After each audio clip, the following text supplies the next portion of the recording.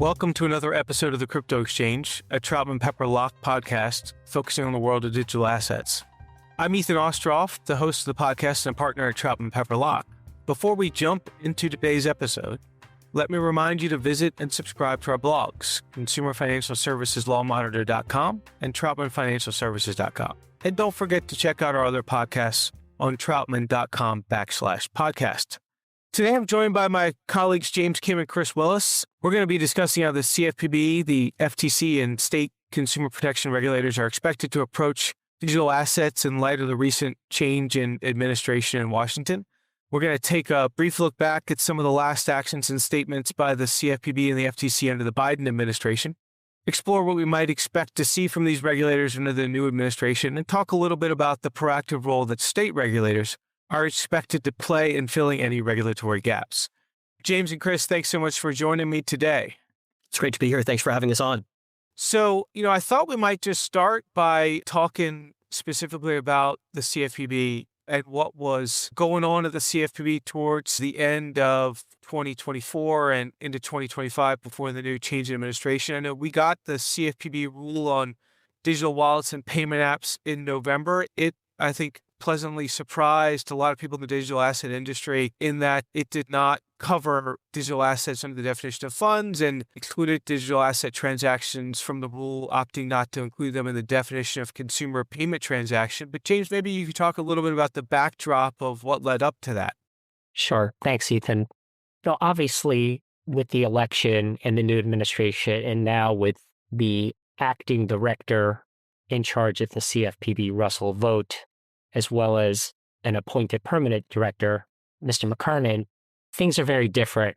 And I think we'll see in the future how things unfold. But to level set, I do want to just kind of summarize where the former director, Rohit Chopra, was on digital assets, because I think it sets the stage for the rest of this discussion, namely how other agencies, the FTC and then state banking regulators and state AGs may essentially fill the void that appears to be created with the current CFPB leadership. But on the level setting piece, I think the key headline here is that I think former Director Chopra strongly signaled his interest in expanding the CFPB's jurisdiction to cover digital assets, but he didn't go all the way, right? And what do I mean by that?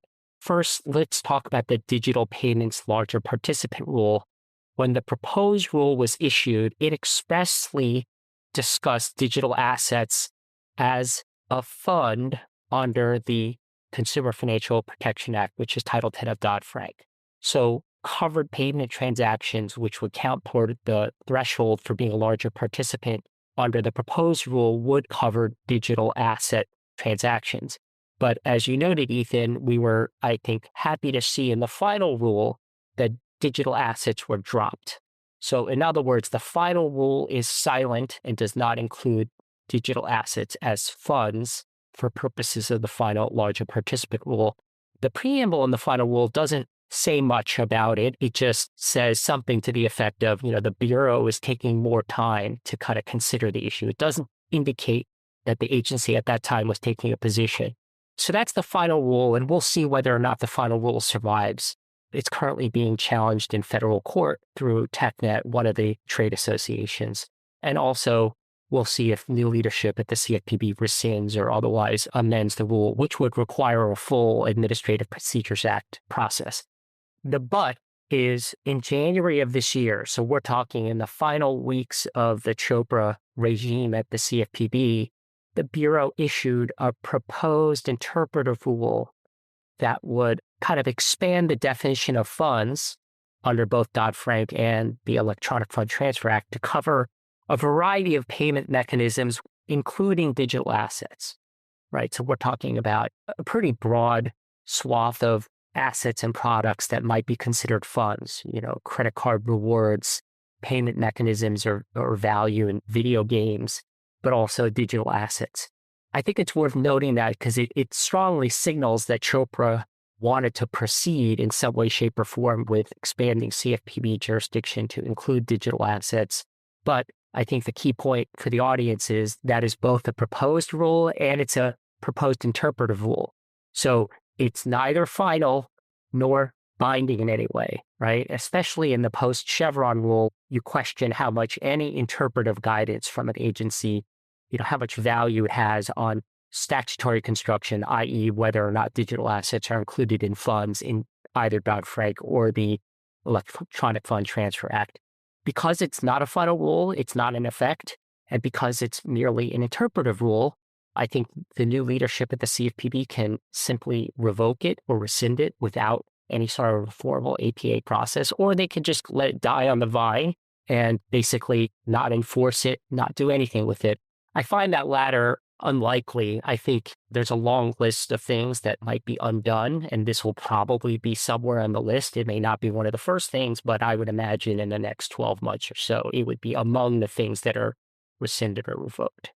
Yeah, it's interesting. I think with the proposed interpretive rule, the call-outs about credit card rewards and video games, those seem to have been things that were on the radar of the director at that time for a while. It was seeing cryptocurrency come back that was really the surprise. And prior to this larger participant rulemaking and the original inclusion of defining funds in a way that would cover digital assets, the CFPB almost seemed to be uninterested in any sort of research or supervision or enforcement on the crypto industry, despite, from some people's perspective, having ample UDAP authority to be involved. And then they take that language out of the final larger participant rule, and then, in a matter of a couple of months, decide to issue this proposed interpretive rule where they go right back, it seems, to the same reasoning and thought process. They went right back to this idea of, for example, pointing to certain courts that have said funds is defined under EFTA in a way that could capture digital assets. And it seemed to me like one of the main focuses of that interpretive rule was stablecoins, which seems to be getting hotter and hotter with more and more activity, and in particular in the peer-to-peer payment situation. So one of the things I was wondering about was, I believe, if I'm correct, the CP also issued an RFI to gather input. Do you have any sense of where that stands? Is there still a request for information for people to respond to the CFPB, or is it just completely disregarded at this point? Well, I haven't seen anything revoking or rescinding that RFI, but we know that Bureau leadership has basically told staff, the employees, the ones that are still there at least, to not do anything. So I think in effect, it's dead. Okay, interesting. One of the things that really caught my attention about that RFI that I don't think necessarily has been on the radar of a lot of people in the digital asset space is it's wanting information about the adequacy of existing privacy protections under the GLBA. And so I would just put that as a pin for our listeners out there that I think we're going to be hearing more and more about the GLBA and digital assets looking ahead this year and into the future. I wonder, Ethan, if I might ask James a question that might explain the question you asked about why did the CFPB eliminate crypto from the larger participant rule, but then turn around in the proposed interpretive rule and include it? I wonder, I want to run in something by both of you and see what you think about it. The larger participant rule was one that the CFPB wanted to finalize prior to the administration change. And the attempt to cover crypto in it, I think, would have made the rule even more vulnerable to litigation than it already was. Whereas the interpretive rule came out on the eve of the administration change as a proposed rule. There was no hope of finalizing it prior to the administration change. And I viewed that as the director, the former director, basically laying down sort of a future state for what a future Democratic administration might do or what some state regulator might do. And so there wasn't a constraint on leaving crypto out. James, what's your reaction to that as an explanation? I agree with your take on the situation, Chris, and I would kind of add that the larger participant rule would only give power to the CFPB itself to supervise certain larger institutions. I think a lot of what former Director Chopra was doing in the last days of the CFPB was arming, encouraging states to pick up the slack in anticipation of the administration change. So I think one way to read it is the proposed interpretive rule was a roadmap or a signal to other agencies, namely state agencies, who can enforce Dodd-Frank, we'll talk about that later, to take up the position that digital assets are funds under various federal laws. So yeah, James, very interesting point about looking at this through the lens of, we got this roadmap from the CFPB about what state regulators could be doing in this space in early January. But from my review of it, that actual document didn't say anything about digital assets or stablecoins or anything, right? It could have, but it didn't. So I'm interested to hear more about how you view this proposed interpretive rule as being part of that overarching effort by the former director of the CFPB to help lay the groundwork in the near term, in particular, for state regulators to fill in the gaps and pursue various ways of, I would describe it, at a high level, as applying existing consumer protection laws to innovative technology, in particular, digital assets, stablecoins. How do you think about that? And how do they go about doing that? Our audience might be interested in understanding more about how that's even possible. So this is, I think, where the real action is going to be in the next couple of years or 4 years.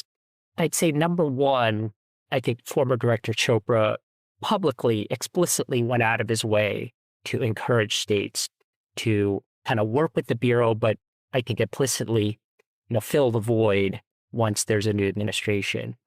And then I think kind of non-publicly, what Chris and I and others in our group saw during the first Trump administration was it's very easy for CFPB employees, if they're handcuffed, prevented from opening investigations or taking certain actions, it's very easy for them to pick up the phone and call their contacts and friends at various state agencies and encourage them to open investigation or look into an issue or whatever it might be, right? I mean, there are mechanisms for them to formally share information, but even if they can't share information because it's confidential supervisor information or it's confidential investigative information, it's very easy to say, pick up the phone and say, hey, Joe, I can't tell you anything because it's confidential, but I would encourage you to look into this company and ask these 5 questions.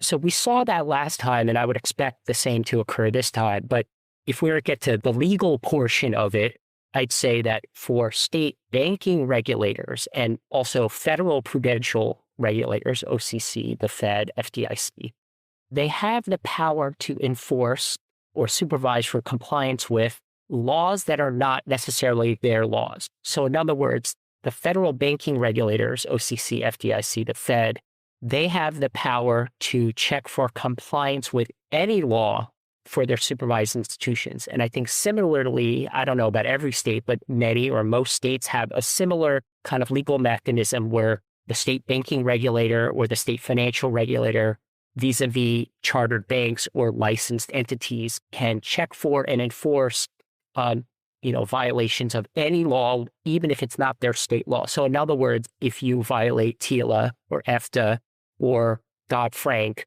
I think these federal and state banking regulators can enforce those laws against their covered institutions. And for state AGs, it's explicitly in Dodd-Frank, right? Dodd-Frank, I think a lot of people know this, gives state AGs the power to bring federal claims in federal court for violations of, quote, federal consumer financial law. And federal consumer financial law is more than just UDAPs under Dodd-Frank. It is all of the enumerated consumer laws, FCRA, EFTA, RESPA, TILA, for example, and their enabling regulations. So we've seen that time and time again. The New York AG, for example, has multiple pending lawsuits in federal court, often with the CFPB as a co-plaintiff, but they plead state law violations and federal law violations under the section of Dodd-Frank. And so they could take, in other words, just to kind of connect this to the original point, these state agencies could take the CFPB's position, or at least former Director Chopra's position, that digital assets are funds subject to Dodd-Frank, subject to the EFTA, subject to Reg E, and then devise creative claims and theories and then enforce them either in exams or in lawsuits. Yeah, it's very interesting. The trend of state AGs, I mean, one could envision New York, California, and other Democratic state AGs picking up the proverbial torch here about wanting the consumer protections found under EFTA to be applied in the context of digital assets, right? And so that could be a huge, significant sea change in this space, it seems to me. Well, and Ethan, keep in mind too, to your point, those same state AGs like New York, California, and many others are very motivated to try to stand in where they think the CFPB is being weakened or scaled back. And in fact, several of them have joined a lawsuit opposing the administration's effort to, quote, dismantle the CFPB. And so they have clearly shown the motivation to try to preserve the consumer protections that they thought the CFPB was providing. And there's no question, at least in my mind, that they'll use the authority that they have, which James just told us about, to try to fill in those consumer protections if they think the CFPB is not actually executing on them. Yeah, it seems like digital asset platforms need to start thinking about what are their processes for resolving errors, if any? What are their mechanisms to handle consumer disputes efficiently? And how are they making sure they're providing clear upfront disclosures of associated fees and risks and terms, all those sorts of things you think about in the context of EFTA compliance. So that to me is something I'm very interested to watch as we move on through the rest of this year and during the current administration. I wanted to just conclude talking a little bit about the FTC. And Chris, historically, it seems like the FTC's mission has been to protect consumers through law enforcement, but also doing a lot of advocacy and research and education. And so I'm interested in what little, if anything, we saw from the FTC last year and what we might expect in 2025. Sure, Ethan. And, I don't think of the FTC as really a cryptocurrency or digital assets regulator in the sense that the SEC was trying to position itself, or the CFPB looked like it was wanting to position itself, or like New York DFS has a bit license, for digital asset platforms. The FTC's involvement with crypto seems to me to have been directed at addressing what it considered to be more traditional consumer frauds that just took place in the context of crypto.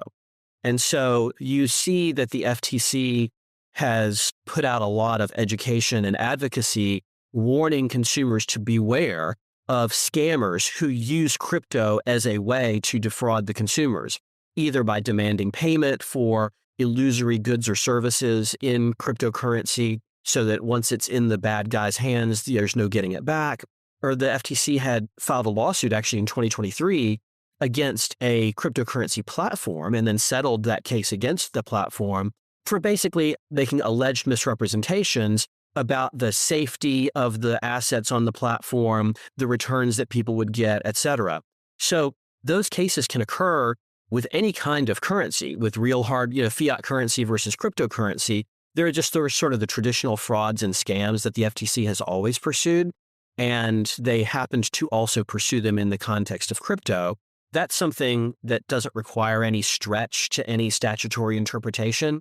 The FTC's UDAP authority is not limited to consumer financial products or services, unlike the Dodd-Frank UDAP that the CFPB has to deal with. It could be any unfair or deceptive practice anywhere in the economy. And the positions that the FTC was taking in these matters and in its public outreach seem to me to be pretty down the middle of the road in terms of the agency's authority and historical practice. For that reason, I'm not really expecting a difference in behavior from the Federal Trade Commission under the new administration, because I don't think there's anything politically charged about the kinds of activity it was doing in the crypto space over the last couple of years. Yeah, I wonder if we're going to just see a complete absence of any type of effort by the FTC to do any sort of public education or awareness, or if we're going to see the complete absence of alerts or guidelines to help consumers recognize and avoid scams. It'll be very interesting to see if they just completely go silent in this space, which seems like a real possibility. You mentioned the New York DFS. Maybe we might finish up our discussion today just talking briefly about its role and what we saw last year and what we might expect going forward this year. Sure, of course. And I think the New York Department of Financial Services has really staked out a position for itself as a leader in a lot of areas of regulation where it did not feel, and the New York legislature didn't feel, that the federal authorities were doing enough to protect consumers. And so, for example, the New York DFS was one of the leading state regulators in terms of cybersecurity, and now has a very well-known cybersecurity regulation that it examines for and enforces a lot. Likewise, the New York Department of Financial Services has a licensing scheme for consumer reporting agencies. There's not a lot of states that have that, And so they directly do examinations of consumer reporting agencies. New York DFS, also unique among many state regulators, has a very heavy fair lending focus, which, you don't see a lot of other states doing that. And it's poised to sort of continue that even if the federal regulators let off on fair lending. And I think the same is true with regard to crypto. Since 2015, the New York Department of Financial Services has had this BIT license that I referred to earlier, that if you're going to have a cryptocurrency or digital asset business in New York, you have to have a license, and then you are subject to their examination authority, which that examination authority is no joke. They're incredibly thorough about their examinations, not just in terms of checking for compliance with various New York laws, but also, as James made the point earlier, about federal laws and general unfair and deceptive practices as well. And so I think we're going to continue to see the New York Department of Financial Services assert and maintain a leadership role with respect to the regulation of digital assets and virtual currencies through the licensing scheme that it already has and through the examinations that it will do. And it's done some enforcement actions as well and will continue to do enforcement actions. And it will continue to send out consumer alerts about frauds and what it considers to be scams. For example, there was a relatively recent one about meme coins that the New York Department of Financial Services put out. So even if the FTC isn't doing that, or the CFPB walks off, or the SEC doesn't, there's still a lot of regulatory authority in the New York Department of Financial Services. And that's such a big market. It can be very influential nationwide with respect to digital platforms and other digital asset businesses. Yeah, it's interesting. It will be something to watch to see how other states, if at all, use their existing regulatory supervision enforcement powers to dip their toes further into this space and to try to fill these gaps. One can certainly envision California regulators, who have been highly active, becoming significantly more active, again, particularly when you consider the economy of California and the economy of New York, that those regulators might be the most active in Democratic-controlled states. And it'll be interesting to see if other states do something similar. Well, and the other thing, Ethan, is that in New York, as well as in California and places like Illinois and several other states too, it's not just the regulator that's in on this action, it's the state legislatures. They've been very active in passing enabling legislation to allow the regulators to exercise authority, like what we've been talking about. And all those states have shown that they are capable and willing of legislating in this area. So it's not just that the regulators will decide what to do on their own, which they might well do, but the legislatures will enable them to do so in probably a lot of instances in the coming years. Good point. Definitely something to be thinking about. Well, James, Chris, again, thank you for joining me today. Thanks to our audience for listening to today's episode. Don't forget to visit our blogs and subscribe so you can get the latest updates.